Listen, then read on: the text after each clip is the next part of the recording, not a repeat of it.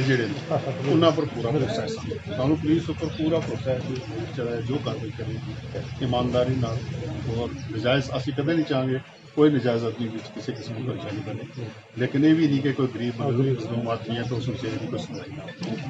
इस वास्ते सामने पूरा प्रोसैस है। मैं बदकिस्मती है सारी कि इस किस्म की गल नहीं होनी चाहिए किसी को।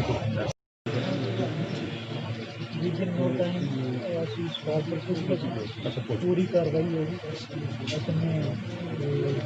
जो लीगल इन्वॉल्व किया अभी तो एंड कर लिया तो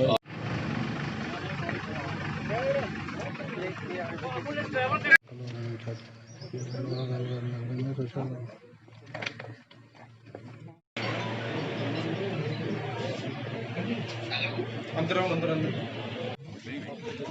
ठीक ठीक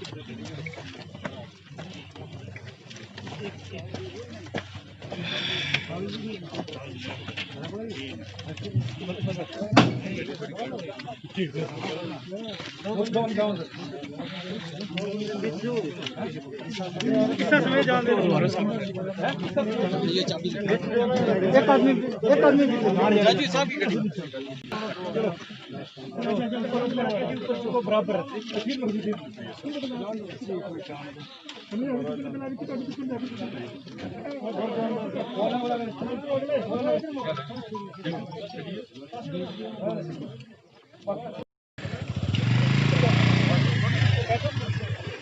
चले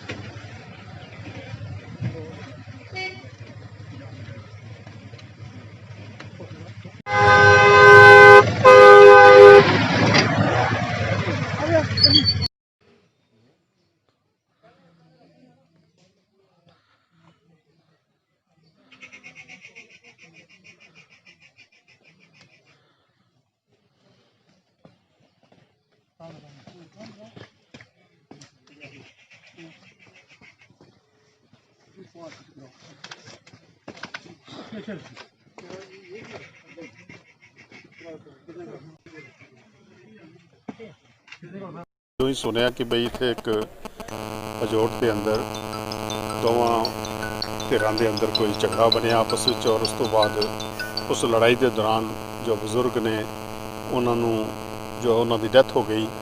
कारण की है, किस तरह होया कि होया वो इसलिए SHO साहब DSP साहब और SSP साहब ने भी नाल गलबात हुई। उन्होंने कहा कि मेरी पूरी टीम जड़ी है वो ऑन स्पॉट पुज गई थी है और उन्होंने फौरी तौर पर जो मुनासिब कार्रवाई सी वो उन्होंने की है। और असी भी अपनी तरफों इत्थे दी जो डिस्ट्रिक्ट एडमिनिस्ट्रेशन है साड़ी खास तौर पर SSP पुंछ और इन्हां दी समुची टीम जड़ी है वो एक बड़ी ही ईमानदार बड़ी अच्छी टीम जड़ी है, बड़े अच्छे वर्कर ने।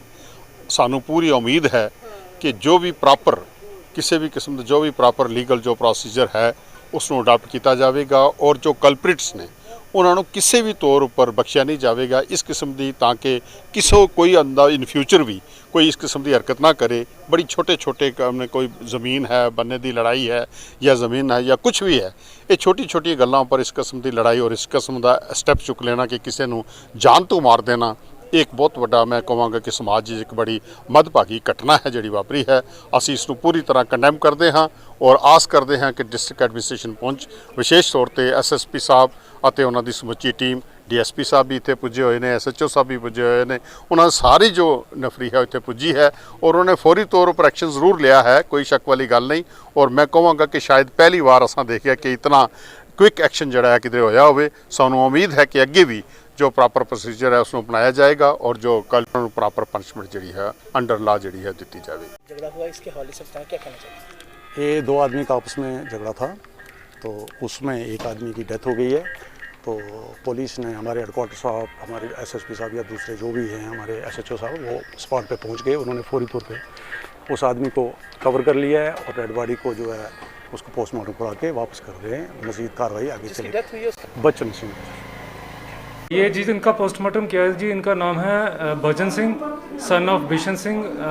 एज 76 साल है और ये अजोट के रहने वाले हैं। तो मुझे हमारे सीएमओ साहब का फ़ोन आया था 5 बजे। तो उस सिलसिले में मैं जब यहाँ हॉस्पिटल पहुँचा तो यहाँ एक बॉडी लाई हुई थी इन्होंने भजन सिंह जी की, जो कि ब्रॉड डेड थे। उसके बाद हमने इनका पोस्टमार्टम, ऑटोप्सी जिसको कहते हैं, वो हमने किया।